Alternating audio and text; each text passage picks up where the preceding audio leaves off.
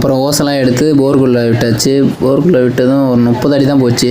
சரி compressor start பண்ணிட்டேன். Start பண்ணோடனே தண்ணி வர ஆரம்பிச்சிது. 30 அடி தான் போச்சு, என்னடா இதுன்ட்டு நல்லா ஓசை நான் வாங்கி விட்றேன். அந்த இடத்த எடுத்து விட ஆள் இல்லை. அதனால் ஒரு ஆள் அந்த இடத்த கம்ப்ரஸர் மிஷின் கிட்டே போக சொல்லணும்னு சொல்லிவிட்டு